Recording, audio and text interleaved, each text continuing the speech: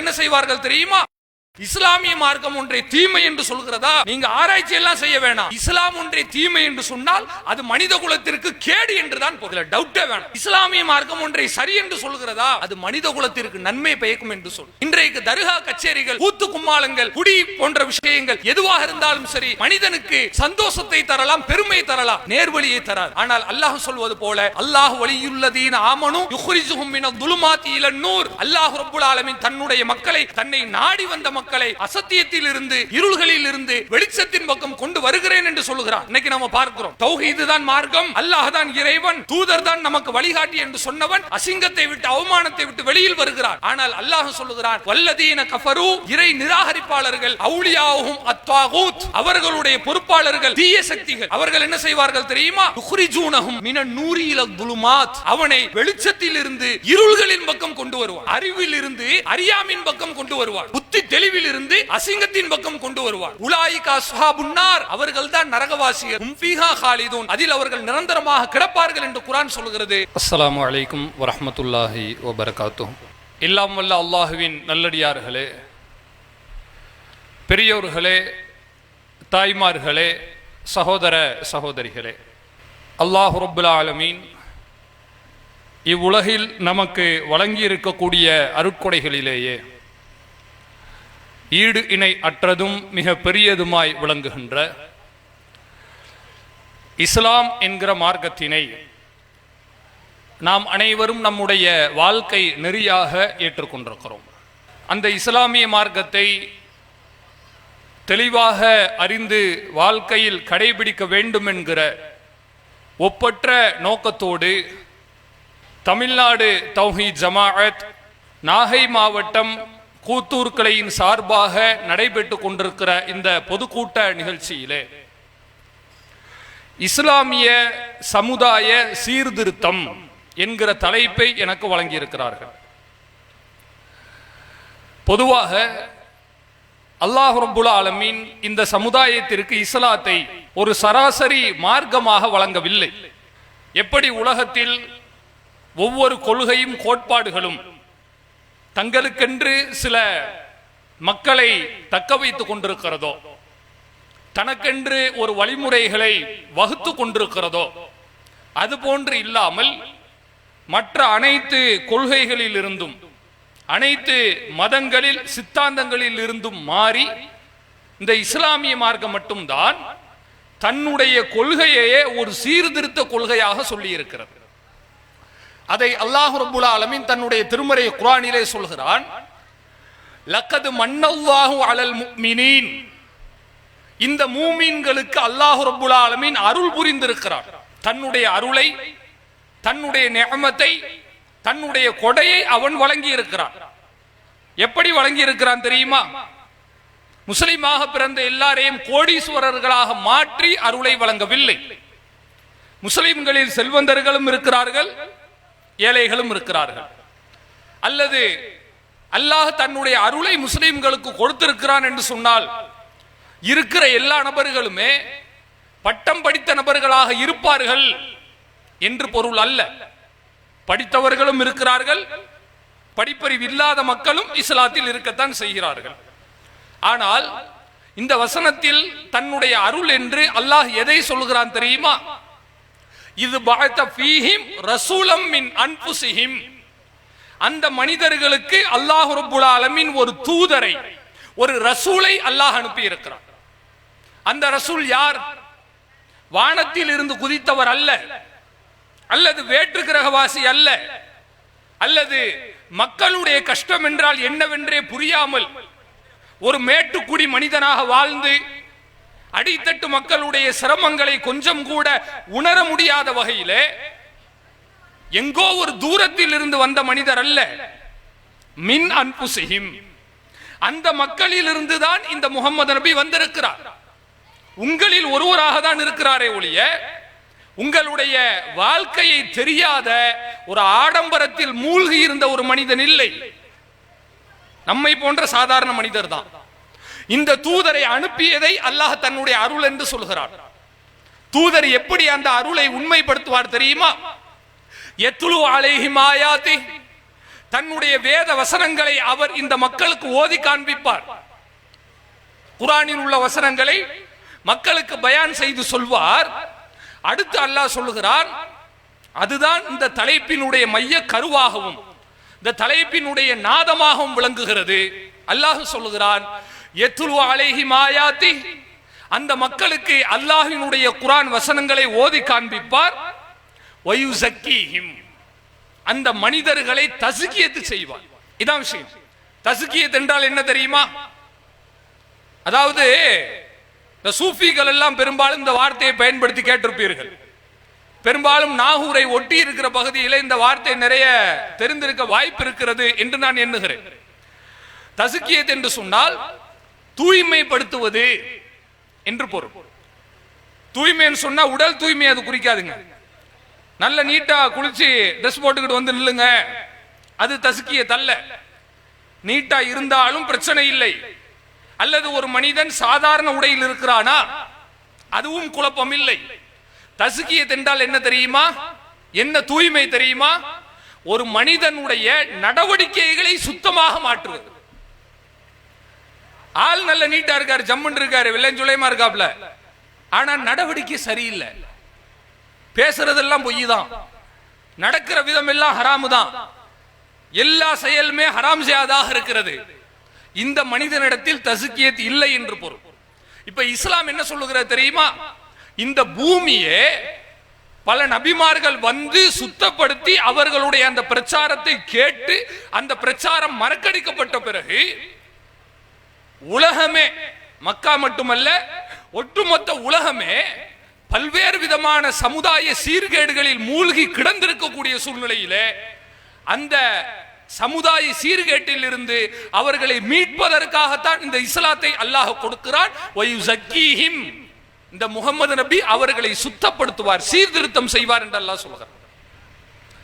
எப்படி சீர்திருத்தம் செய்வார் தெரியுமா? வயுஅல்லிமுஹுமுல் கிதாப வல் ஹிக்மா, அந்த மக்களுக்கு குர்ஆனையும் ஞானத்தையும் கற்றுக் கொடுப்பார். வஇன் கானூ மின் கப்லு லஃபீ ضلالٍ முபீன், இந்த இஸ்லாம் வருவதற்கு முன்னதாக அந்த மக்களை பார்த்து அல்லாஹ் சொல்லுகிறான், நீங்கள் எல்லாம் தெளிவான வழிகேட்டில் தான் இருந்தீர்கள். வழிகேடு என்றால் என்ன தெரியுமா? நாம நினைக்கிற மாதிரி தர்காக்கு போறது மட்டும் வழிகேடு இல்லைங்க. தர்காக்கு போறதும் வழிகேடு தான். அதை கடந்து ஒரு மனிதன் சீர்கெட்டவனாக நடக்கிறான் என்று சொன்னால் அதுவும் வழிகேட்டின் அடக்கம் தான். தர்காக்கு போகல, கல்யாணம் பண்றாரு, வரதட்சணை கொடுத்து வாங்கி திருமணம் செய்கிறார், இதுவும் வழிகேடுதான். வரதட்சணை கல்யாணம் பண்ணல, ஒரு பையன் இருக்கிறான், அவனுடைய நடத்தை பார்த்தீர்கள் என்று சொன்னால் இஸ்லாமிய நடத்தையாக இல்லை. ஒட்டுமொத்தமா யாரையோ பார்த்து இவனுடைய நடவடிக்கையை வாழ்க்கை இவன் அமைத்துக் கொள்கிறான், இதுவும் வழிகேடுதான். குடிக்கிறான், வழிகேடுதான். கூத்துக்குமால் அடிக்கிறான், வழிகேடுதான். அல்லாஹ் சொல்லுகிறான், வஇன் கானூ மின் கபுல் லஃபீ ضلالٍ முபீன், நீங்கள் இதற்கு முன்னால், இந்த இஸ்லாத்திற்கு முன்னால் வழிகேட்டில் இருந்தீர்கள் என்பதை மறந்துவிட வேண்டாம் என்று அல்லாஹ் ரப்புல் ஆலமீன் சொல்கிறான். யோசிச்சு பாருங்க. இன்றைக்கு நீங்க நல்லா கவனிக்கணும், இந்த இஸ்லாமிய மார்க்கம் எப்பேற்பட்ட சீர்திருத்தத்தை செய்திருக்கிறது தெரியுமா? சாதாரணமானது இல்லைங்க. இந்த இஸ்லாமிய மார்க்கம் என்பது சராசரி மார்க்கம் அல்ல. அந்த கருத்தே முதல்ல தப்பு. சில முஸ்லிம்கள் என்ன நினைக்கிறோம்னு சொன்னா, முஸ்லிமா ஏன்பா இருக்கிற, உனக்கு என்னப்பா வேணும், முஸ்லிமா இருந்து நீ என்ன செய்ய போறன்னு கேளுங்க. தெரியலன்னு முடிக்கிறானா, இவன் இஸ்லாத்தை சரியா புரியலன்னு அர்த்தம். கிறிஸ்துவ மதம் இருக்கிறது, இந்து மதம் இருக்கிறது, மற்ற எவ்வளவோ கொள்கை கோட்பாடு இருக்கிறது. அது மாதிரி நீங்க இஸ்லாத்தை பார்க்க முடியாது. ஏன் தெரியுமா? நீங்க எனக்கு நல்ல பாருங்க, ஒட்டுமொத்த உலகத்தையே நீங்கள் ஒரு குடும்பமாக அல்லது ஒரு உடலாக வைத்து கற்பனை செய்து கொள்ளுங்கள். நீங்க இந்த உலகத்தை 4 பங்கா பிரிங்க, 7 கண்டத்தையும் 4 பங்காக பிரித்துக் கொள்ளுங்கள். அதாவது India, China, Burma, Pakistan, Sri Lanka, Afghanistan, இந்த மாதிரி இருக்கக்கூடிய சவுத் ஏசியன் கண்ட்ரி, தெற்காசிய நாடுகள், இதுகளை தனியா எடுங்க. அதே மாதிரி நீங்க மிடில் ஈஸ்ட், அரபு நாடுகள் இருக்கு இல்லையா, கல்ஃப், இந்த மத்திய கிழக்க தனியா எடுங்க. அந்த மத்திய கிழக்குல இருந்து அந்த பக்கம் சவுத் ஆப்பிரிக்கா, அந்த மாதிரி ஆப்பிரிக்க நாடுகள் அதை தனியா எடுங்க. அல்லது மிடில் ஈஸ்ட்ல இருந்து கொஞ்சம் மேலே ஏறி போனோம்னு சொன்னா ஐரோப்பிய நாடுகள் வருகிறது, அதையும் எடுத்துக்கொள்ளுங்கள். ஐரோப்பாவை கடந்து அமெரிக்க கண்டம், இப்படி நீங்க எல்லாத்தையும் பிரிச்சு பார்த்தீங்கன்னு சொன்னா, நான் சொல்வதை நன்றாக கூர்ந்து கவனிக்க வேண்டும். உலகத்திலேயே இந்த 4-5 பங்குகளிலேயே குற்றங்கள், கிரைம் ரேட் ரொம்ப ரொம்ப குறைச்சலாக இருக்கிற ஒரே ஒரு ஜோன் எதுன்னு சொன்னா மிடில் ஈஸ்ட் மட்டும்தான், அரபு நாடுகள் மட்டும்தான்.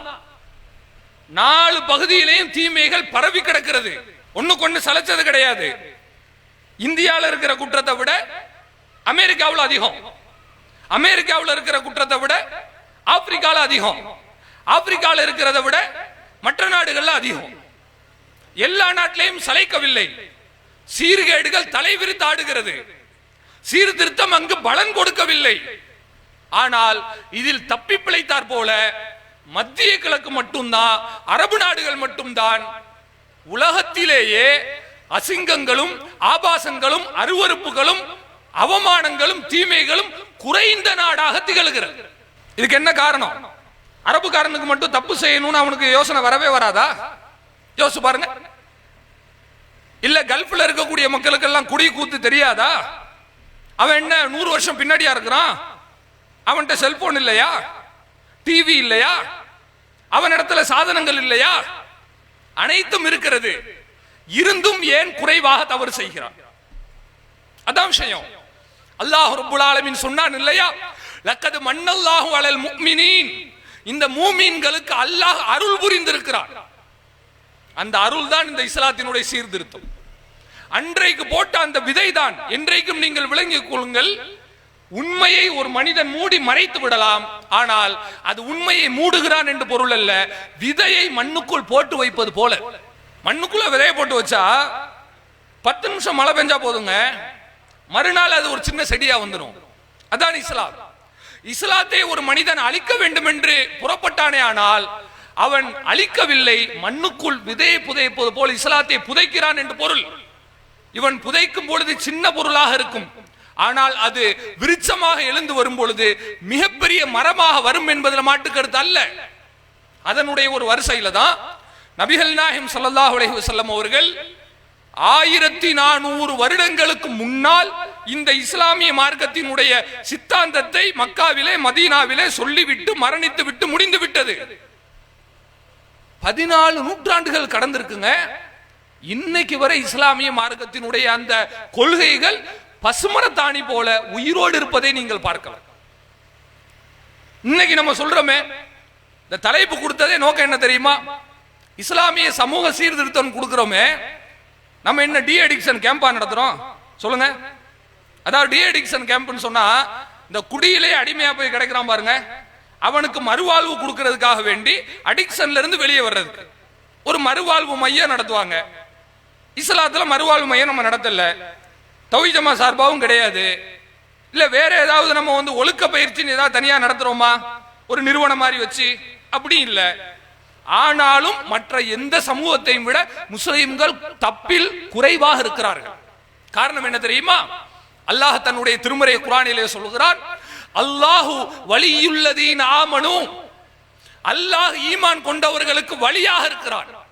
நீ உண்மையான முஸ்லிமாக இருந்தாயானால், நீ ஈமானை புரிந்து இஸ்லாத்தை கடைபிடித்தாயானால் உனக்கு யாரும் பொறுப்பாளர் தேவையில்லை, அல்லாஹ்வே உனக்கு பொறுப்பாளனாக இருக்கிறான். உன்னை எப்படி மாற்றுவான் தெரியுமா? யுக்ரிஜுஹும் மினல் துலுமாத்தி இலன் நூர், இருள்களில் இருந்து வெளிச்சத்தின் பக்கம் உன்னை அல்லாஹ் கொண்டு வருவான். அதாவதுங்க, ஒரு மனுஷன் குடியை விட்டு வெளியே வரணுமா, சீட்டாட்டத்தை விட்டு வெளியே வரணுமா, மூட நம்பிக்கையை விட்டு வெளியே வரணுமா, அசிங்கத்தை விட்டு பொய் பித்தலாட்டத்தை விட்டு வெளியே வரணுமா? ஒன்னும் செய்ய வேண்டாம், இஸ்லாத்தை எடுத்துக்கிட்டா போதும். நான் சொல்ற தப்பா சரியா? யோசிச்சு பாருங்க. முஸ்லீமா ஒரு மனிதன் மாறிட்டான்னு சொன்னா அவன் பொய் சொல்ல முடியுமா? இதான் சீர்திருத்தம். முஸ்லீமா ஒருத்த மாறிட்டான்னு சொன்னா அவனே விரும்பினாலும் வீண்வரையை செய்ய முடியுமா? இதான் சீர்திருத்தம்.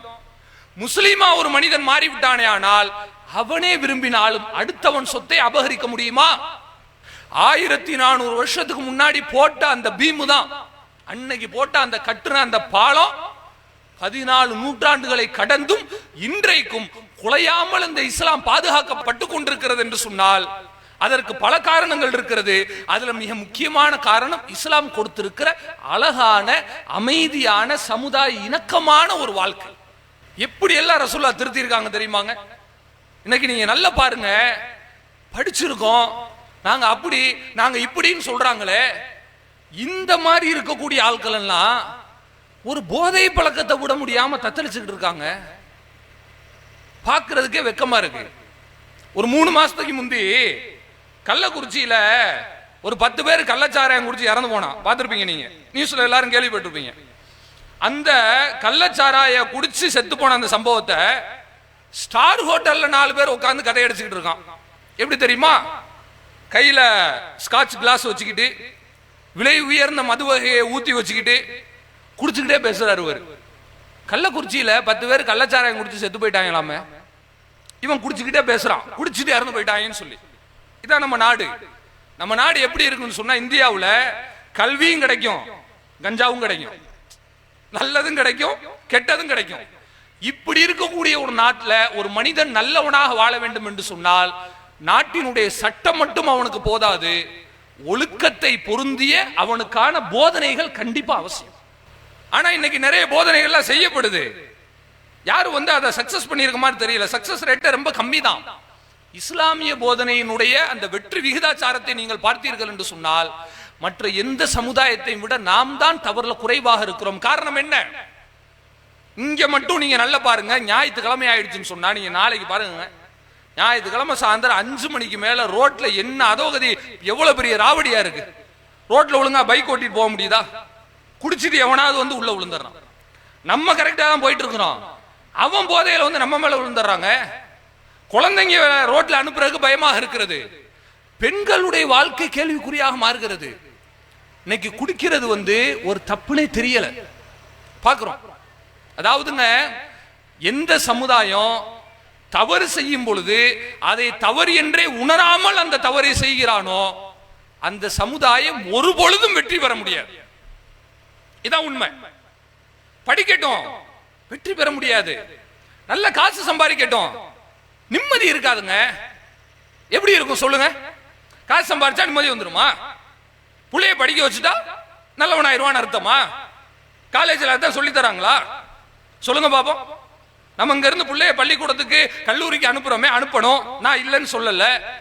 யாராவது ஒரு பையனை காட்டுங்க நீங்க, என் பையங்க குடிச்சு கூத்தடிச்சு கும்மால் அடிச்சுக்கிட்டு இருந்தான், அவன் நான் இங்கிருந்து காலேஜுக்கு திருச்சிக்கு சேர்த்து விட்டேன், போயிட்டு படிச்சுட்டு வந்தான், பிஏ எம்ஏ முடிச்சான், வந்தான் பாருங்க, குடிப்பழக்கம் இல்லாம நல்ல பையனா வந்துட்டான், அப்படியே மாத்தி அனுப்பிட்டாங்க. இப்படி ஒரு ஆளை காட்டுங்க பாப்போம். இருக்காது. இதுக்கு மாத்தமா நான் 100 பேர்த்த காட்டுவேன். நல்லா இருந்தாங்க, போயிட்டு வந்தாங்க, கெட்டு குட்டிய சோறா போயிட்டான். எல்லாத்தையும் சொல்லல, இருக்கிறது என்பதை நம்மால் மறுக்க முடியாது. உண்மையை மறந்து விட்டு நம்மால் பேச முடியாது என்று நான் சொல்லுகிறேன். ஆக இப்படிப்பட்ட நம்முடைய பிள்ளைகளை வேட்டையாடுவதற்காக, பொருளாதாரம் என்கிற ஒரே நோக்கத்திற்காக வேண்டி இன்றைக்கு சினிமா நடிகர்களும் அரசியல்வாதிகளும் தொழிலதிபர்களும் சேர்ந்து கொண்டு நம் மீது சமுதாய சீர்கேடுகளை திணித்துக் கொண்டிருக்கிறார்கள். நீ விரும்பினாலும் சரி விரும்பாட்டாலும் சரி நீ செஞ்சுதான் ஆகணும்னு ஆக்கி விட்டான். பாருங்க எப்படி எல்லாம் இன்றைக்கு சீர்கேடு சகஜமாக போயிருக்கிற என்று நீங்கள் யோசிச்சு பாருங்க. நான் உங்கள்கிட்ட ரொம்ப சிம்பிளா ஒரே ஒரு கேள்வி கேட்கிறாங்க. இந்த கேள்விக்கு பதில் சொல்லிட்டோம்னா, சீர்கேடு எப்படி இன்னைக்கு ஒரு கமர்ஷியல் ஆக்கப்பட்டிருக்கிறது, பொருளாதார மயமாக ஆக்கப்பட்டிருக்கிறது என்று புரியும். ஒண்ணு இல்ல, இப்ப நீங்க என்ன நல்லா கவனிச்சுங்க. நான் ஒரு ஃபார்மல் ஷர்ட் போட்டு வெள்ளை கைலி உடுத்தி பயான் செஞ்சுக்கிட்டு இருக்கிறோம். சரி, இன்னொருத்தர் அங்கிருந்து வர்றாரு, நல்ல வெள்ளையும் சொல்லையுமா ஆள் பார்க்கறதுக்கு கொஞ்சம் மிடுக்கான தோற்றத்தில் வருகிறார் என்று வைத்துக் கொள்ளுங்கள். இப்ப இந்த மாதிரி ஒரு உடை அலங்காரத்தில் ஒருத்தர் இந்த பாதையில கடந்து போகும் பொழுது யாரும் எதுவும் செய்ய மாட்டோம். பார்த்தவனே மரியாதை கொடுக்க தோணும், அஸ்ஸலாமு அலைக்கும், வாங்க பாய் உட்காருங்க அப்படின்னு சொல்லுவோம். இது சாதாரணமான ஒரு கெட்டப். இதே அந்த வெள்ளைக்கேலி வெள்ளை சட்டை போட்ட அந்த மனுஷன் இங்க சட்டை இருக்குல்லங்க, இந்த சட்டை கிட்ட இங்க கிழிச்சிருக்காரு. நல்லா கவனிச்சுங்க, கத்திரிக்கோள் வச்சு இங்க வெட்டி கிழிச்சு விட்டா மாதிரி இருக்கு. உடுத்தி இருக்க அந்த லுங்கி இருக்குல்ல கைலி, இந்த இடத்துல முட்டுக்கால கிழிச்சிருக்காரு, தொடைக்கிட்ட கிழிச்சிருக்காரு. போட்டிருக்க அந்த முதுகு கிட்ட வெட்டி விட்டு திருப்பி தச்சு விட்ட மாதிரி இருக்கு. இப்படி ஒரு மனுஷன் சட்டையும் கையிலையும் போட்டுக்கிட்டு இந்த ரோட்ல நடந்து வந்தா பாக்குற எல்லாரும் என்ன நினைப்போம்? பைத்தியக்காரன், கிறுக்க, என்னெல்லாம் இருக்கோ எல்லாத்தையும் சொல்லுவோம். கூட்டிட்டு போங்க ஏர்வாடிக்கு. அதுல பெண்கள் பகுதியில் இப்படி ஒரு ஆள் போனார்னு வச்சுக்கோங்க, எந்திரிச்சு ஓடிடுவோம் எல்லாரும். என்னம்மா அப்படி வராரு, ஒரு முத கூட்டு போங்க அப்படின்னு சொல்லிடுவோம். இது கைலி சட்டைக்கு இந்த அளவுகள். இப்போ ஒரு பையன் என்ன பண்றாப்ல, ஜீன்ஸ் பேண்ட் போட்டிருக்கான். அப்படி வச்சுக்கங்க, ஜீன்ஸ் பேண்ட் போட்டு ஜீன்ஸ் ஷர்ட் போட்டு ஜீன்ஸ் பேண்ட் தொடக்கிட்ட கிழிச்சு தச்சிருக்கான். ரைட்டா? முத சொன்ன மாதிரியே தான். ஷர்ட் இந்த இடத்துல கிழிச்சு இந்த இடத்துல தச்சிருக்கான். தச்சு கிழிச்சு தச்சிட்டு இந்த வழியா அந்த பையன் அந்த பேண்ட் ஷர்ட்டோட நடந்து போறான்.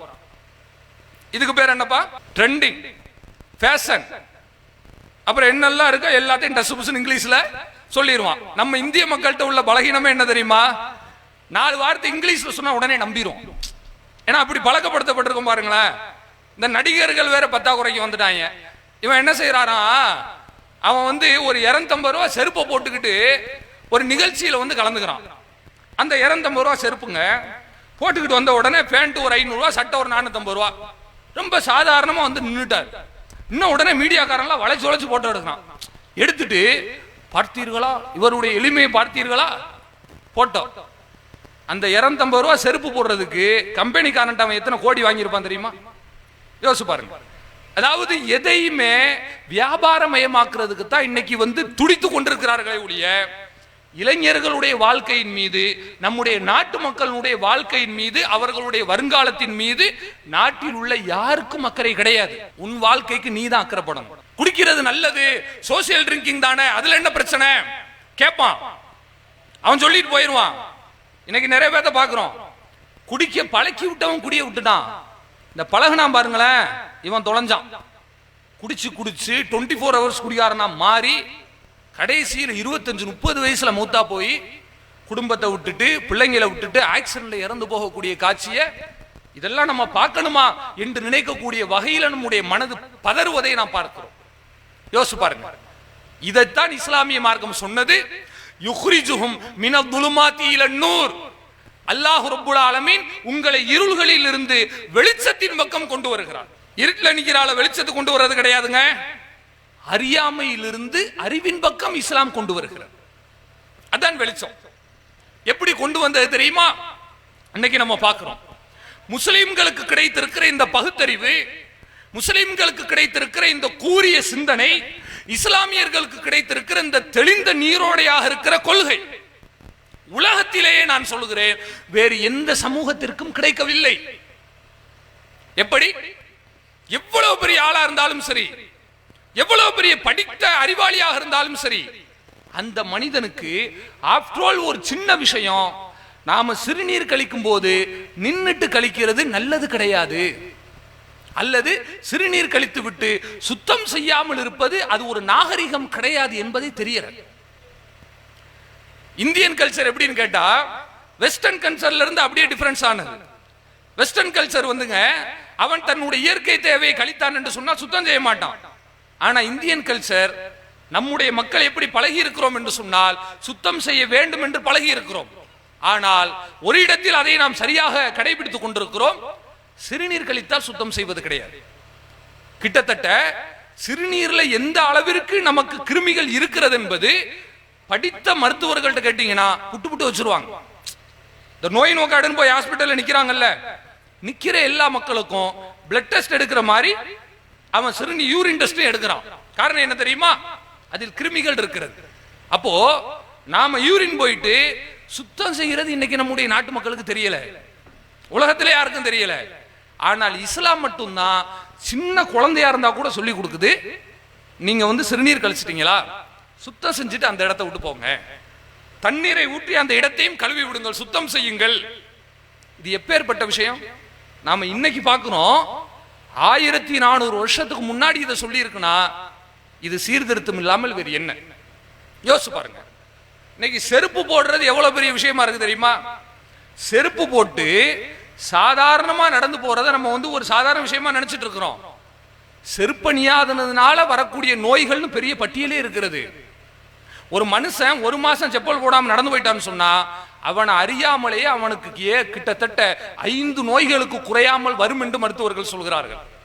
அவன் என்ன காரணத்துக்கு வேணா செருப்பு போடாம இருந்து போட்டோம், கடவுள் நம்பிக்கையினால் போடாம இருந்தாலும் சரி, அல்லது இந்த கட்சி தோக்குற வரை நான் செருப்பு போட மாட்டேன்னு பொய்ய சொல்லிவிட்டு நல்ல காஸ்ட்லியான சுவோ போட்டுக்கிட்டு நம்ம தமிழ்நாட்டில் நீக்கப்பட்ட ஒரு மாநில தலைவர் போனார் இல்லையா, அந்த மாதிரி பொய் சொல்லி செருப்பை கலட்டினாலும் சரி, என்ன எதுக்காக செப்பலை கலட்டி போட்டாலும் கூட செருப்பணியாததுனால நோய் வரும் என்பது உண்மை. ஆனா இஸ்லாமிய மார்க்கம் 1400 வருஷத்துக்கு முன்னாடியே செருப்பணியக்கூடிய ஒரு வழிமுறை கட்டு தந்திருக்கிறது. நபிகள் நாயகம் ஸல்லல்லாஹு அலைஹி வஸல்லம் அவர்களிடத்தில் கேட்கப்படும் பொழுது கூட அவர்கள் அதை மறுக்கவில்லை என்பதை நாம் பார்க்கிறோம். இப்படி சின்ன சின்ன விஷயங்களில் கூட இஸ்லாமிய மார்க்கம் சீர்திருத்தத்தை கொண்டு வந்திருக்கிறது. பெண்ணம்பெரிய காரியங்களில் பார்த்தால், நான் முக்கியமான விஷயத்திற்கு வருகிறேன், மிகப்பெரிய காரியங்கள் இன்னைக்கு நீங்க உலகத்திலே எடுத்துக்கங்க. நான் சொன்ன மாதிரி டோட்டலா இந்த 7 கண்டினென்ட்ஸ்ல 7 கண்டங்கள்ல எந்த நாட்டை வேண்டுமானால் எடுத்துக்கொள்ளுங்கள், எல்லாத்துக்கும் தனித்தனி கல்ச்சர் இருக்கிறது. ஆனா எந்த நாடுமே ட்ரக் ஃப்ரீ சொசைட்டி என்று தங்களால் அவர்களால் நிரூபித்து சொல்ல முடியவே இல்லை. போதை புழக்கம் இல்லாத ஒரு பூமி என்று யாராவது சொல்ல முடியுமா? முடியவில்லை. இஸ்லாமிய மார்க்கம் மட்டும்தான் அதை சொல்ல முடியும். மற்ற எந்த நாட்டையும் விட முஸ்லிம் நாடுகள் மட்டும் தனியான ட்ராக்ல போய்கிட்டே இருக்கலாம். நீங்க பார்க்கலாம். இன்னொரு விஷயம் நான் சொல்லிடுறேன். அல்லாஹ் ரப்புல் ஆலமீன் தன்னுடைய திருமறை குர்ஆனிலே சொல்லி காட்டுகிறான்.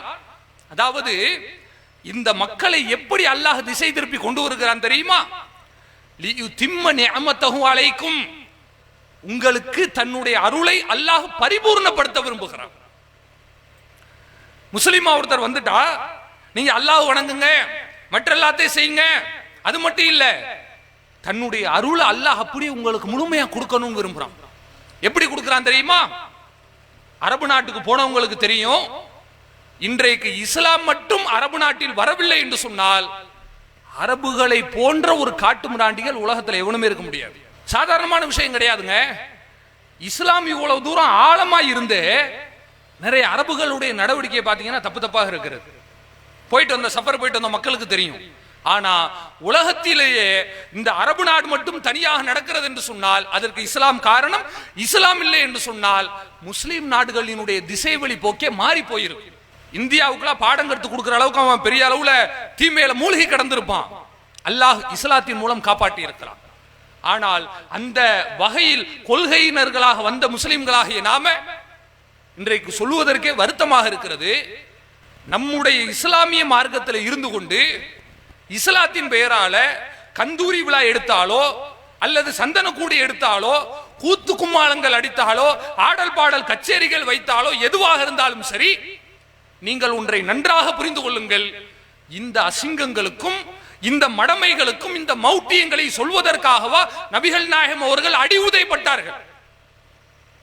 யோசிச்சு பாருங்க. ஏங்க இந்த கூத்து கும்மாளத்துக்காக ரசூலுல்லாஹ் வந்து ஊரை விட்டு ஓடினாங்க. இதைத்தானங்க அன்னைக்கு மக்களுக்கு காப்பீடு செஞ்சுக்கிட்டு இருந்தா. அல்லாஹ் அப்படியே குர்ஆனில் சொல்லுகிறார். அதாவது அவர்கள் ஏதாவது அசிங்கமான விஷயங்களை செய்து கொண்டிருந்தார்கள் என்று சொன்னால், ஏன் இப்படி செய்தீங்கன்னு கேட்டா அவன் பதில் சொல்றான், மா வஜத்னா அலைஹி ஆபானா, எங்கள் முன்னோர்கள் இப்படித்தான் நாங்கள் செய்ய பார்த்தோம். இதான் ஆதாரம். ஏன்பா அந்திரி நடத்துறீங்க? ஏன் ஆர்கெஸ்ட்ரா? எதுக்கு இந்த கூத்துக்குமாலம்? இதுக்கு என்னப்பா ஆதாரம்? ஆதாரம் கேட்டீங்கன்னா நான் எங்க போறது? வழி வழியா நடந்துட்டு இருக்கு, காலங்காலமா நடக்குது, இதை நிறுத்த முடியுமா? கேட்கிறோம் இல்லையா? இந்த கேள்வி, இந்த டோன் முதலாவது கேட்கப்படுகிற விஷயம் அல்ல.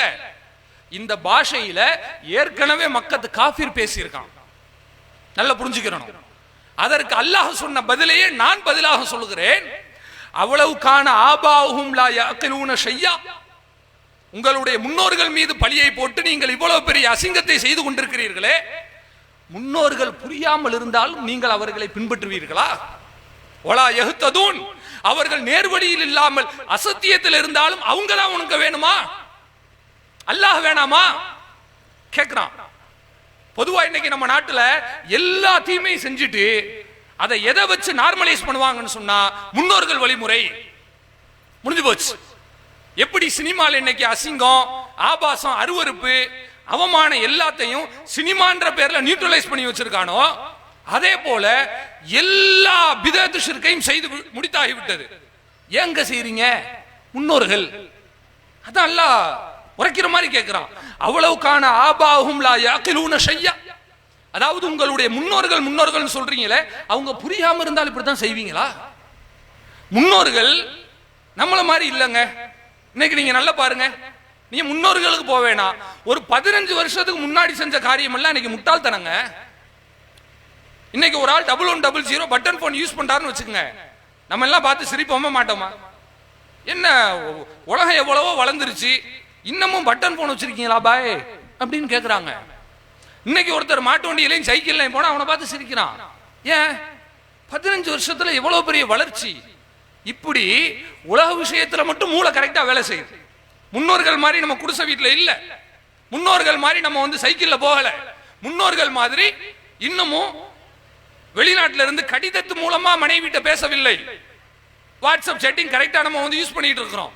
ஆனா மார்க்க விஷயம் வரும்போது மட்டும் முன்னோர்கள் மீது பழியை சுமத்தி விட்டு நாம் தீமையில் ஊறி திளைக்கிறோம் என்று சொன்னால், நான் ரொம்ப எளிமையாக கேட்கிறேன், நாம் பெரியவர்களா முன்னோர்கள் பெரியவர்களா என்று பார்த்தால் முன்னோர்கள் தான். நான் மறுக்கவில்லை, முன்னோர்களை வைத்துக் கொள்வோம். அவர்களை போன்ற ஒழுக்கம் இன்றைக்கு இல்லை, அவர்களை போன்ற நாணயம் உள்ளவர்கள் இன்றைக்கு இல்லை, அவர்களை போன்ற நேர்மையாளர்கள் இன்றைக்கு இல்லை, ஒத்துக்கொள்ளுகிறேன். ஆனால் இரண்டாவது ஒன்றை கேட்கிறேன், நாமா முன்னோர்களா என்றா முன்னோர்கள் என்று சொல்லக்கூடிய ஒவ்வொரு நபர்களிடத்திலும் கேட்கிறேன், முன்னோர்களா அல்லாஹ்வுடைய ரசூலா? யோசிச்சு பாருங்க. அப்போ முன்னோர்களா? அப்போ முன்னோர்கள் சொன்னா கத்தூரி கொண்டாடிக்கலாம், தப்பில்லை. அப்போ முன்னோர்கள் சொன்னா சந்தனம் கூட எடுத்துக்கலாம். இல்ல ரசூல் வேண்டாம், எங்களுக்கு முன்னோர்களே போதும் தம்பி, தாராளமா கூத்துக்குமால அடிச்சுக்கலாம். என்ன நினைத்துக் கொண்டிருக்கிறோம்? எப்படிப்பட்ட இஸ்லாமிய மார்க்கம்? அருவருப்பில் இருந்து அசிங்கத்தில் இருந்து அல்லாஹ் நம்மை காப்பாற்றி இருள்களில் இருந்து ஒளியின் பக்கம் கொண்டு வந்து நிறுத்தி வைத்திருக்கிறான். பள்ளிக்கூடத்துக்கு போகாத ஒரு நபர் கூட பட்டப்படிப்பு படித்தவரை விட இன்றைக்கு தெளிவாக நடந்து கொண்டிருக்கிறான். அசிங்கத்தை அசிங்கம் என்று பார்க்கிறான், கல்லை கல்லென்று பார்க்கிறான், கல்லை கடவுள் என்று நினைப்பதல்ல, இறைவனை இறைவன் என்று புரிந்து கொண்டிருக்கிறான், மனிதனை மனிதனாக பார்க்கிறான், யாரையும் ஒதுக்குவதல்ல. இப்படிப்பட்ட தெளிவான சித்தாந்தத்தை பெரிய பெரிய PhD முடிச்சவனு கூட தெரியாத விஷயத்தை LKG பாடம் மாதிரி சின்ன பிள்ளையிலிருந்து லா இலாஹ இல்லல்லாஹ் முஹம்மது ரசூலுல்லாஹ் என்கிற இந்த இரட்டை வரிக்குள்ளாக இஸ்லாமிய மார்க்கம் அடைத்து வைத்திருக்கிறதே. இப்படிப்பட்ட இஸ்லாத்தில் இருந்து கொண்டு இந்த கொடும் தீமைகளை செய்வதற்கு நமக்கு என்ன தைரியம் வந்தது என்று நான் கேட்கிறேன். அப்படி என்ன அல்லாஹ்வின் மீது பயம் இல்லாத தனம்? யோசிச்சு பாருங்க. அல்லாஹ் எவ்வளவு தெளிவாக நமக்கு சொல்லி இருக்கிறான். வலா தஆவனு அலல் இஸ்மி வல் உத்வான், நீங்கள் தவறிலும் தப்பிலும் தீமையிலும் வரம்பு மீறுதலிலும் ஒருவருக்கு ஒருவர் உதவி கொள்ளாதீர்கள். தெளிவா சொல்லிட்டா அல்லாஹ். இல்ல கொடுத்தாதான் நம்மளை ஜமாத்துல வச்சுப்பாங்க, அதுக்கு வரி கட்டியாகணும், ஒரு வழி கிடையாது. சரி, நாம ஒரு இடத்துல இருக்கும்போது கட்டுக்கோப்பா இருக்கலாம், தப்பில்லை. ஆனா அல்லாஹ் என்ன சொல்றான் தெரியுமா? வலா தஆவனு அலல் இஸ்மி வல் உத்வான், தீமையிலும் வரம்பு மீறுதலிலும் ஒருவருக்கு ஒருவர் உதவாதீர்கள். உதவினா என்ன நடக்கும் தெரியுமா? இன்னல்லாஹு ஷதீதுல் இகாப், அல்லாஹ் ரப்புல் ஆலமீன் உங்களை கடுமையாக தண்டிக்க கூடியவன் என்று குர்ஆன் சொல்கிறது. இப்படிப்பட்ட அல்லாஹ்வுடைய வேத வரிகளை ஒவ்வொரு ஜும்மாவிலும் ஒவ்வொரு பயானிலும் கேட்டுவிட்டு மீண்டும் மீண்டும் இந்த தவறை நாம் செய்து கொண்டிருக்கிறோம் என்றால் எந்த தைரியத்தில் நாம் செய்து கொண்டிருக்கிறோம்? சொல்லுங்க. யார் வந்து காப்பாத்துவாங்க? அவுலியா வந்து மறுமையில நிப்பாரா?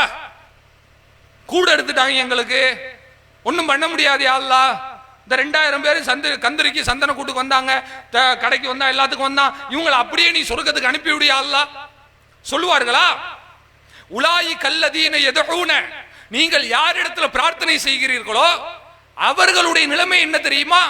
யப்தகூன இலா ரப்பிஹிம், அவர்கள் அல்லாஹ்விடத்தில் எதிர்பார்த்து கொண்டிருக்கிறார்கள். ஐயுஹும் அக்ரப், அவர்களில் யார் அல்லாஹ்வுக்கு நெருக்கமானவர்கள். நீங்க 100 அவுலியாவை சொன்னாலும் சரி, 100 அவுலியாவும் அவர்களுக்குள்ளதான் போட்டி நடக்குமே ஒழிய நம்மை யாரும் கரம் பிடித்து கரை சேர்க்க மாட்டார்கள். அல்லாஹ் சொல்றான், நான் சொல்லல. ஐயுஹும் அக்ரப், நம்மில் யார் அல்லாஹ்வுக்கு நெருக்கமானவர்கள். வயர்ஜூன ரஹ்மதா, அல்லாஹ்வினுடைய அருளை அவர்கள் எதிர்பார்க்கிறார்கள். வயகாஃபூன அதாபா, அவனுடைய தண்டனையை அவர்கள் பயப்படுகிறார்கள்.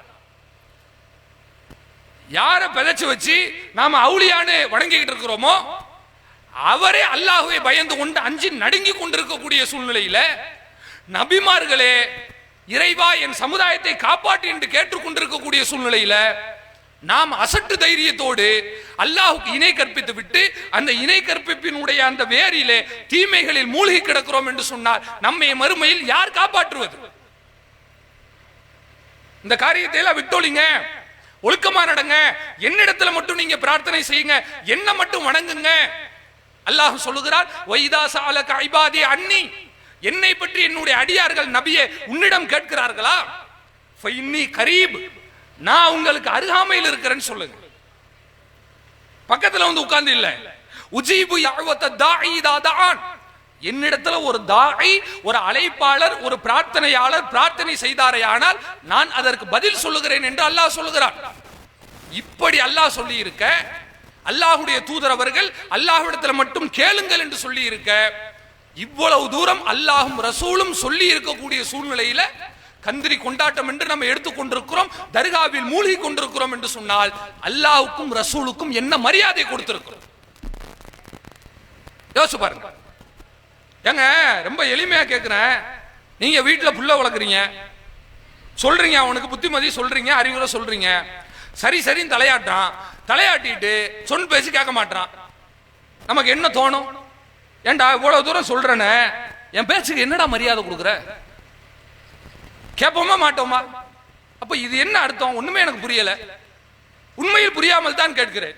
தொழுகையில கை கட்டி நின்று பணிந்து பவ்யமா அல்லாஹ்விடத்தில் ஓதுகிறோம், இய்யாக நஅபுது வ இய்யாக நஸ்தஈன், இறைவா உன்னையே நாங்கள் வணங்குகிறோம், உன்னிடத்திலேயே உதவியும் தேடுகிறோம். அதுக்கு என்ன அர்த்தம் தெரியுமா? உன்னை மட்டும்தான் வணங்குவோம், வேற யாரையும் வணங்க மாட்டோம். உன்னிடத்துல மட்டும்தான் நாங்க வந்து பிரார்த்தனை செய்வோம், வேற யாரிடத்திலையும் பிரார்த்தனை செய்ய மாட்டோம். இப்படி அப்பட்டமாக தெளிவாக வாக்குமூலத்தை கொடுத்துட்டு தர்கா கச்சேரி என்று நம்ம போனோம் என்று சொன்னால் அல்லாஹ்வினுடைய பேச்சை அவமரியாதை செய்கிறோம் என்று பொருள். யோசிச்சு பாருங்க. அல்லாஹ்வினுடைய உபதேசத்தை ஒருவன் புறக்கணிக்கிறான் என்று சொன்னால் மறுமையில் அவனுடைய வாழ்க்கை என்ன? யார் அந்த தவறை இணை வைப்பு காரியங்களை செய்கிறோமோ அவர்களிடத்திலே அந்த கேள்வியை நான் விட்டு விடுகிறேன். அல்லாஹ்வுக்கு பயந்து யோசிக்க வேண்டும். யாருக்கும் நீங்கள் பயப்பட வேண்டாம். நாளை மறுமையிலே அல்லாஹ் தான் உங்களை காப்பாற்றுவானே ஒழிய, ரசூலினுடைய போதனைகள் தான் காப்பாற்றுமே ஒழிய ஊர் உலகம் காப்பாற்றாது, சொந்த பந்தங்கள் காப்பாற்றாது என்பதை நாம் புரிந்து கொள்ள வேண்டும். இரண்டாவது, குறிப்பாக நம்முடைய இளைய சமூகம், அதாவதுங்க உலகத்திலேயே குடும்ப கட்டமைப்பு வந்து ரொம்ப பலமாக இருக்கக்கூடிய நாடுகள்ல இந்தியாவும் ஒண்ணு. நம்ம நாட்டில் ரொம்ப ஸ்ட்ராங்கா இருக்குது, இன்டாக்டா நல்ல இறுக்கமாக குடும்ப கட்டமைப்பு இருக்கிறது. இன்னைக்கு நீங்க நல்லா பார்க்கலாம், ஒரு பையன் திடீர்னு ஒரு நாள் ஒரு மாதிரி தடுமாறி வீட்டுக்குள்ள வந்து நைட்டு 12 மணிக்கு படுக்கிறான்னு வச்சுங்களேன், கரெக்டா கண்டுபிடிச்சலாம் இவன் ஏதோ தப்பு பண்ணிட்டு வந்திருக்கான், எங்கேயோ போயிட்டு வந்திருக்கான், நம்ம சரியா கண்டுபிடிச்சிரும். வெளிநாட்டில் அப்படியெல்லாம் கண்டுபிடிக்க முடியாது. அவன் எங்க போயிட்டு வந்தாலும் பிரச்சனையும் இல்லை. அமெரிக்காவில் ஒரு பையன் இப்படி போயிட்டு வரான்னு வச்சுங்க, தாய் தகப்பனுக்கு ஒண்ணும் கிடையாது, அதை அவன் உரிமைன்னு விட்டுருவான். உரிமைக்கும் அசிங்கத்திற்கும் வித்தியாசம் தெரியாமல் இருக்கிறார்கள். ஆனா நம்முடைய இந்திய நாடு குடும்ப கட்டமைப்பு நல்ல ஸ்ட்ராங்கா இருக்கு. ஒரு வீட்டுல தாத்தா பாட்டி பிள்ளைங்க பேரம் பிள்ளைங்க எல்லாரும் ஒன்னா இருப்போம். அவன் ஒரு செருப்பை மாத்தி போட்டு வந்தாலும் கூட யார் செருப்படா நீ போட்டு வந்திருக்க கேட்போம். அந்த அளவுக்கு கரெக்டா இருக்கிறது. இப்படிப்பட்ட இந்திய கட்டமைப்புல ரெண்டில் ஒன்றாக நாம் மாறலாம். ஒன்று என்ன தெரியுமா? நல்ல போதனைகளை பின்பற்றி நம்முடைய இளைய சமுதாயம் வளர்ந்து வருகிறது என்று சொன்னால் உண்மையிலேயே இது அவர்களுக்கு மட்டும் நல்லதல்ல, இந்திய நாட்டிற்கும் நல்லதாக மாறும். ஒன்று. இரண்டாவது என்ன தெரியுமா? இந்த அழகான ஒரு இளைய சமுதாயம் இவன் தப்பின் பக்கமும் தவறின் பக்கமும் சென்று விட்டான் என்று சொன்னால் நம்முடைய இந்திய நாட்டை போன்ற சீர்கட்ட நாடு உலகத்திலே வேற எதுவும் இருக்க முடியாது. ரெண்டு ஏதாவது ஒன்னா மாறத்தான் வேணும். நான் சொல்வது இரண்டாவது விஷயமாக மாறக்கூடாது என்கிற அக்கறையிலும் வேதனையிலும் வழியிலும் பேசிக் கொண்டிருக்கிறேன். நீங்க நல்லா கவனிக்கணும். இன்னைக்கு நம்முடைய இளம் பசங்க, குறிப்பா இஸ்லாமிய பசங்க, கண்ட கண்ட நடிகர்களுக்கு பின்னாடி போறோமே. நான் கேட்கிறேன், பேசிக்கா நீங்க யோசிச்சு பாருங்க. நடிகர்கள் ஒரு கட்சி துவங்கினாலும் சரி, நடிகர்கள் ஏதாவது ஒரு விளம்பரம் பண்ணாலும் சரி, முதல்ல அவன் அதை ஏத்துப்பானாங்க? யோசிச்சு பாருங்க. நடிகர்கள் வந்து கோடியில சம்பளம் வாங்குறானே, வாங்குற அளவுக்கு என்ன செஞ்சான்? மம்பட்டி பிடிச்சி வெட்டினானா? சொல்லுங்க. நாம 5க்கும் 10க்கும் இன்னைக்கு வேலை பார்த்துக்கிட்டு இருக்கோமே, கடந்து செத்துக்கிட்டு இருக்கோம். ஒரு வியாபாரம் பார்த்து பிழைப்பதற்குள்ளாக, ஒரு மனிதன் தொழில் வைத்து சம்பாதிப்பதற்குள்ளாக, மாதாந்திர ஊதியம் பெற்று தன்னுடைய குடும்பத்தை நடத்துவதற்குள்ளாக ஏழை ஜனங்களாக இருக்கக்கூடிய நாம 1ஆம் தேதி பிறந்துருச்சுன்னா வர்ற சந்தோஷம் 10ஆம் தேதி வர நிலைக்க மாட்டேங்குது. அவ்வளவு கஷ்டப்பட்டு இருக்கிறோம்.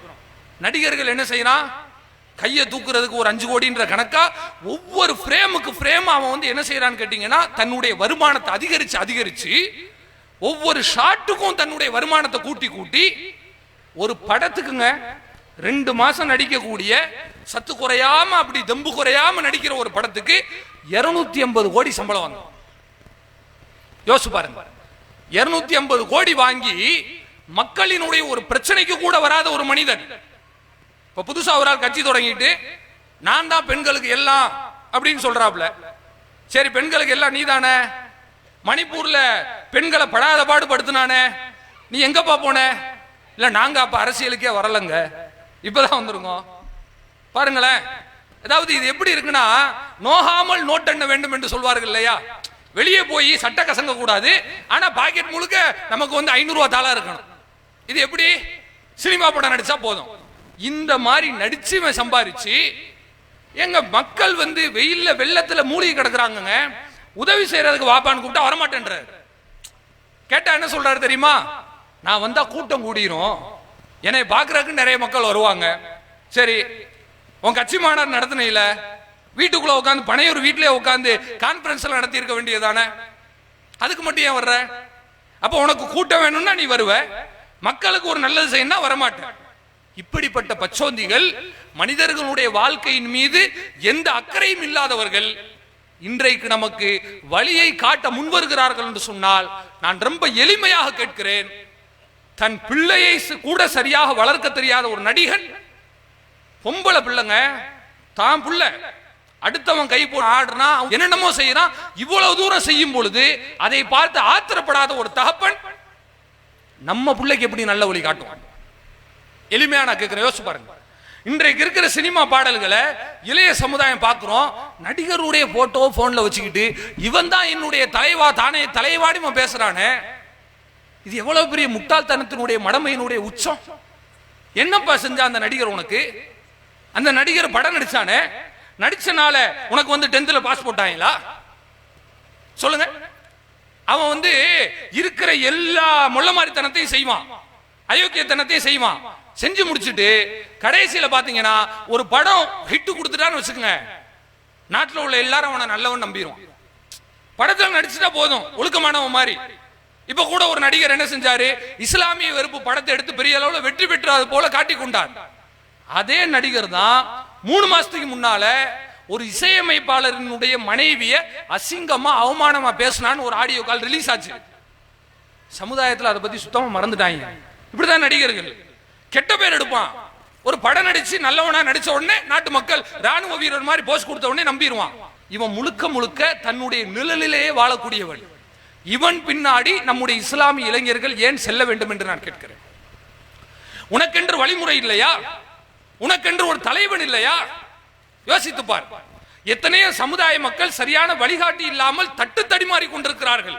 ஆனால் அன்றைக்கு இருந்த அந்த மதீனத்து மக்கள், நபிகள் நாயகம் ஸல்லல்லாஹு அலைஹி வஸல்லம் அவர்கள் மதீனாவிற்குள்ளே வருகிறார்கள். வந்தவுடனே கதிம ரசூலுல்லாஹ் ஜா ரசூலுல்லாஹ் சொல்கிறார்கள். எப்படி சொல்கிறார்கள் தெரியுமா?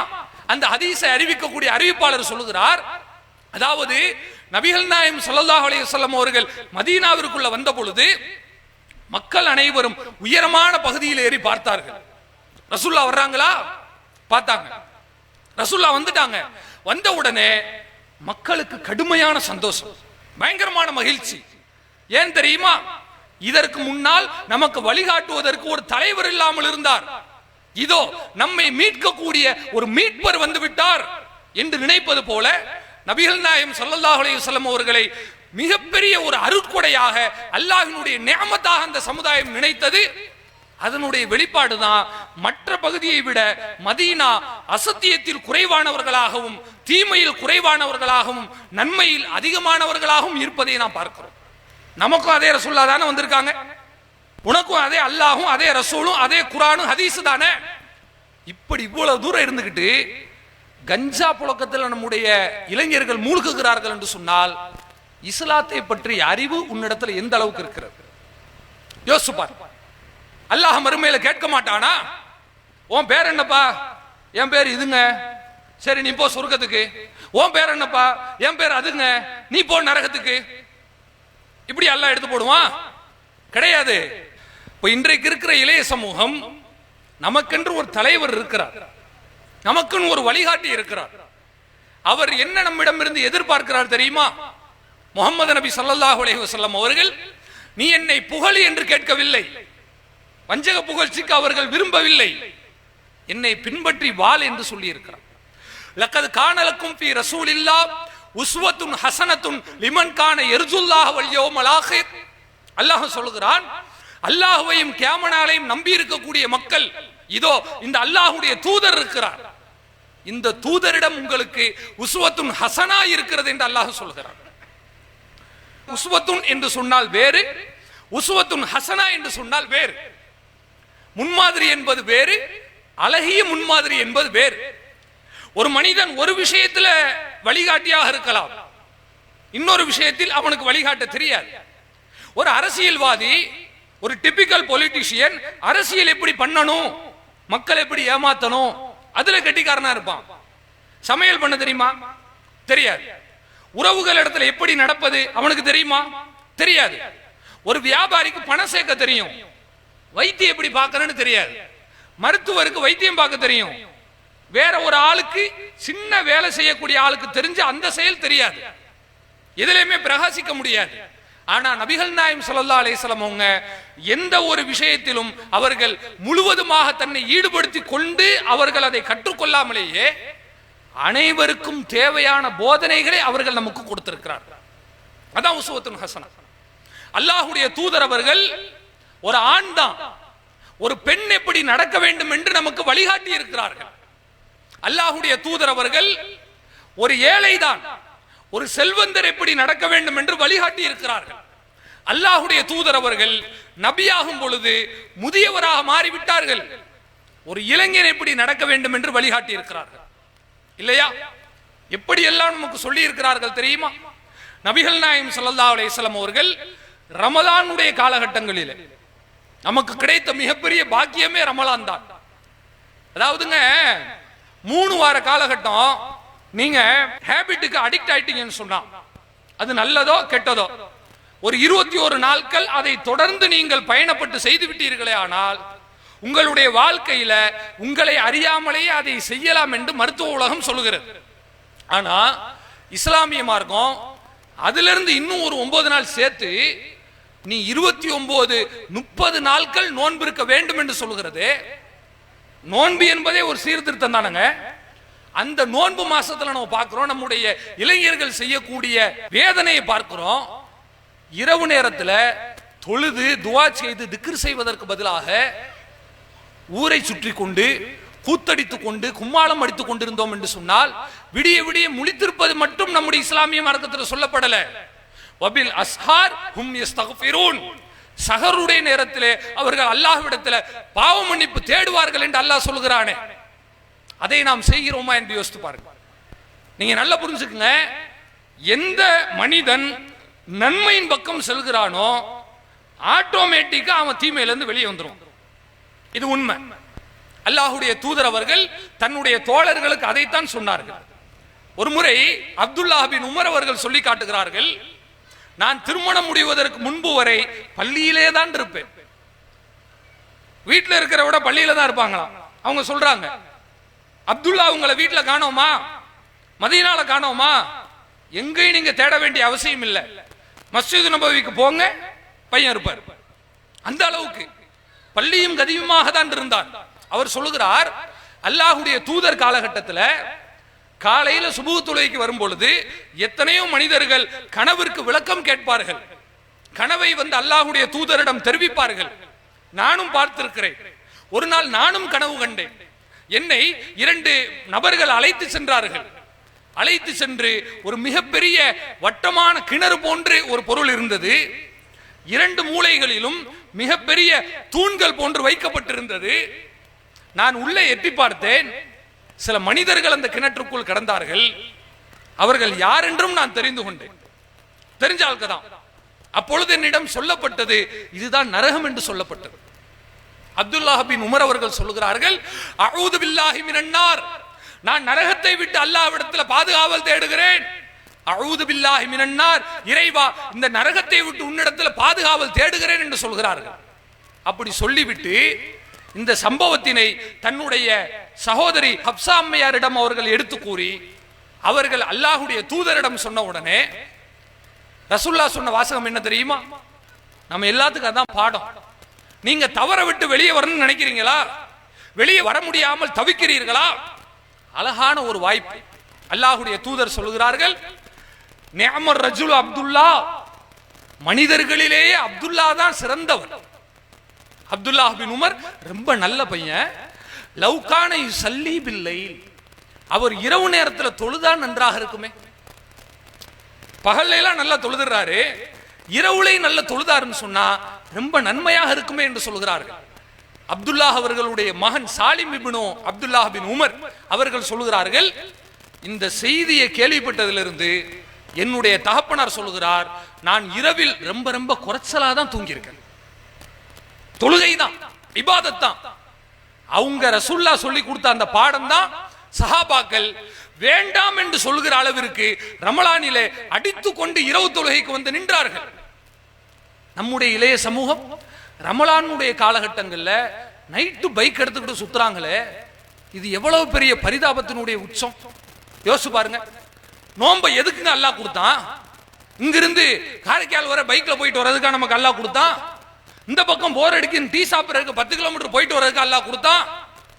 தொழுது வணங்கி நல்லவனா மாறுப்பா, ரமலான்லயாவது உன்னுடைய வாழ்க்கை மாற்றி பயணித்துக்கொள் என்பதற்காக கொடுத்திருக்கும் பொழுது நாம் அதை வீணடித்து நடக்கிறோம் என்று சொன்னால் நாம் யோசிக்க கடமைப்பட்டிருக்கிறோம். இஸ்லாமிய மார்க்கத்தினுடைய போதனைகளை நம்முடைய மனதில் ஆழமாக நாம் உள்வாங்கவில்லை என்ற அர்த்தம். இறுதியாக ஒரு விஷயத்தை நான் சொல்கிறேன். நம்முடைய இஸ்லாமிய மார்க்கம் தீமையை மட்டும் தடுக்கவில்லை, தீமையினுடைய வேர்களையும் சேர்த்து தான் தடுத்திருக்கிறது. அல்லாஹ்வுடைய தூதர் அவர்கள் சொல்லி காட்டுகிறார்கள், நான் உங்களை சில விஷயங்களை விட்டு தடுக்கிறேன். அது என்ன தெரியுமா? உங்களுக்கு மது கூடாது என்று தடை செய்யப்பட்டிருக்கிறது. ஆனால் அதோடு சேர்த்து மதுவுக்கு பயன்படுத்தக்கூடிய பாத்திரம் இருக்கிறது, அந்த பாத்திரங்களையும் குவளைகளையும் நீங்கள் பயன்படுத்தக்கூடாது. எதுக்கு ரசூலுல்லாஹ் தடை செய்யணும்? கப்பு இருந்தா இருந்துட்டு போகுது, குடிக்கல தானே, தண்ணி தானே குடிக்கிறாங்க, குடிச்சிட்டு போங்கன்னு விட்டுருக்க வேண்டியதானே. ஏன் ரசூலுல்லாஹ் தடை செய்யறாங்க தெரியுமா? மனிதனுடைய பலகீனத்தை அல்லாஹ்வுடைய தூதர் புரிந்து கொண்டார்கள். சில ஆட்களை நீங்க பார்க்கலாம், சிகரெட் குடிச்சு பழக்கப்பட்டிருப்பாங்க, சிகரெட்டை விட்டுருவாங்க. ஆனா டீ குடிக்கும் போது சிகரெட் குடிச்சு பழகிருப்பாங்களா? டீ குடிக்க வாங்கன்னு அப்படி ஒரு ஆளை நான் கூப்பிட்டேன். இந்த சிகரெட் அடிக்ஷனா இருந்தவர் கடைசியில வெளியே வந்துட்டாரு. சரி டீ குடிக்க வாங்கலங்க அப்படின்னு கூப்பிட்டா வரமாட்டேன்றார். ஏன் தெரியுமா? டீ குடிச்சாருனாலே சிகரெட் குடிக்கணும்னு தோணுமா? அவர் சொல்றார், அதாவது குடியை விட்டாச்சுங்க, இந்த கிளாஸை பார்த்தாலே என்ன செய்யும்? திருப்பி திருப்பி அந்த சிந்தனை மூளையில் ஓடிக்கிட்டே இருக்கும் பாருங்க. அதனாலதான் இஸ்லாமிய மார்க்கம் நீ தப்பு செய்யாதன்னு மட்டும் சொல்லல, தப்பு செய்யறதுக்கு உண்டான வழிவகைகளையும் சேர்த்து அடைத்திருக்கிறது. இப்படிப்பட்ட ஒரு மார்க்கத்தில் இருந்து கொண்டு நம்முடைய இஸ்லாமிய இளைஞர்கள் கண்ட கண்ட கலிசடைகளுக்கு பின்னால், நான் கவனமாக வார்த்தைகளை பயன்படுத்துகிறேன், சினிமா நடிகர்கள் என்பவர்கள் கொஞ்சம் கூட நாம் மரியாதை கொடுக்கிற அளவிற்கு அவர்கள் நடப்பது கிடையாது. ரொம்ப எளிமையா நான் கேட்கிறேன், ஏங்க ஒரு தாய் தகப்பன் உள்ள உட்கார்ந்து ஒரு சினிமா பாட்டை கண்ணுக்கு முன்னாடி பார்க்க முடியுமா? யோசிச்சு பாருங்க. ஒரு தியேட்டர்ல குடும்பத்தோட உட்கார்ந்துக்கிட்டு கொஞ்சம் கூட வெக்கமானம் இல்லாம உட்கார்ந்து கைதட்டி ரசிக்கிறான்னு சொன்னா இந்த மாதிரி ஒரு சமுதாயத்தில் எப்படி ஒழுக்கம் மேம்படும்? யோசிச்சு பாருங்க. அவன் அரை குறைய ஆடுறாங்க இந்த ரோட்ல, இந்த ஒரு ஸ்டேஜ்ல ஒருத்தன் ஒரு புள்ளைய கையை பிடிச்சி இழுக்கிறான்னு சொன்னா ஊர்ல உள்ள எல்லாரும் மரத்துல கட்டி வச்சு அடிச்சதெல்லாம் நான் பார்த்திருக்கேன். சின்ன பிள்ளையில புள்ளைய கையை பிடிச்சி இழுத்துட்டாங்கன்னு மரத்துல கட்டி வச்சு அடிப்பாங்க. தரையில நடந்தா தப்பு, திரையில ஒருத்தர் லட்சம் பேர் பார்க்கிற வகையில ஒரு பெண்ணை கையை பிடிச்சி இழுத்து ஆடுறான்னு சொன்னா, ஓட ஓட விரட்டுகிறான் என்று சொன்னால் அதை பார்த்து கை தட்டி விசில் அடிக்கிறான். எவ்வளவு பெரிய முரண்பாட்டினுடைய முழு வடிவமாக இருக்கிறான் என்று யோசிச்சு பாருங்க. அப்ப இதுல இருந்து தப்பிக்க வேண்டும் என்று சொன்னால் நீங்கள் ஒன்றை நன்றாக புரிந்து கொள்ளுங்கள். இஸ்லாமிய மார்க்கம் ஒன்றை தீமை என்று சொல்கிறதா? நீங்க ஆராய்ச்சி எல்லாம் செய்ய வேணாம். இஸ்லாம் ஒன்றை தீமை என்று சொன்னால் அது மனித குலத்திற்கு கேடு என்றுதான் பொருள். இதுல டவுட்டே வேணாம். இஸ்லாமிய மார்க்கம் ஒன்றை சரி என்று சொல்கிறதா? அது மனித குலத்திற்கு நன்மை பயக்கும் என்று சொல் அர்த்தம். இன்றைக்கு தர்கா கச்சேரிகள், கூத்து கும்மாளங்கள், குடி போன்ற விஷயங்கள் எதுவாக இருந்தாலும் சரி, மனிதனுக்கு சந்தோஷத்தை தரலாம், பெருமை தரலாம், நேர்வழியை தராது.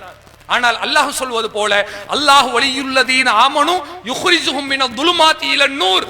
அல்லாஹ் ரப்புல் ஆலமீன் தன்னுடைய மக்களை, தன்னை நாடி வந்த மக்களை அசத்தியத்தில் இருந்து, இருள்களில் இருந்து வெளிச்சத்தின் பக்கம் கொண்டு வருகிறேன் என்று சொல்லுகிறான். இன்னைக்கு நம்ம பார்க்கிறோம், தௌஹீது தான் மார்க்கம், அல்லாஹ் தான் இறைவன், தூதர் தான் நமக்கு வழிகாட்டி என்று சொன்னவன் அசிங்கத்தை விட்டு, அவமானத்தை விட்டு வெளியில் வருகிறான். ஆனால் அல்லாஹ் சொல்லுகிறான், வல்லதீன கஃபரு, இறை நிராகரிப்பாளர்கள், அவுலியாஹும் அத்வாகூத், அவர்களுடைய பொறுப்பாளர்கள் தீய சக்திகள். அவர்கள் என்ன செய்வார்கள் தெரியுமா? யுக்ரிஜூனஹும் மினன் நூரி இலல் துலுமாத், அவனை வெளிச்சத்தில் இருந்து இருள்களின் பக்கம் கொண்டு வருவார், அறிவில் இருந்து அறியாமின் பக்கம் கொண்டு வருவார், புத்தி தெளிவில் இருந்து அசிங்கத்தின் பக்கம் கொண்டு வருவார். உலாயிகா சுஹாபுன்னார், அவர்கள் தான் நரகவாசிகள், ஹும் ஃபீஹா காலிதூன், அதில் அவர்கள் நிரந்தரமாக கிடப்பார்கள் என்று குர்ஆன் சொல்கிறது.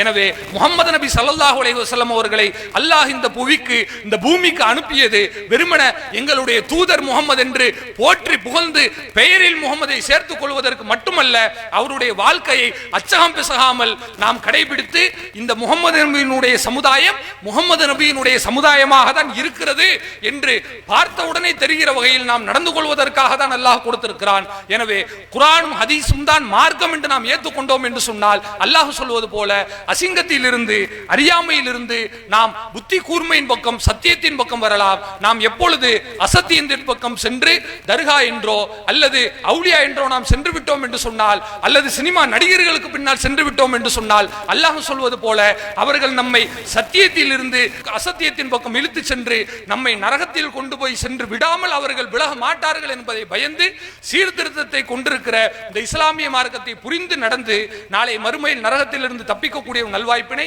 அல்லாஹ் ரப்புல் ஆலமீன் நம் அனைவருக்கும் தந்தருள் பாலிப்பானாக. வாஹிரு தஅவானா அல்ஹம்துலில்லாஹி ரப்பில் ஆலமீன். அஸ்ஸலாமு அலைக்கும் வரஹ்மத்துல்லாஹி வபரகாத்துஹு. அல்லாஹு அக்பர், அல்லாஹு அக்பர்.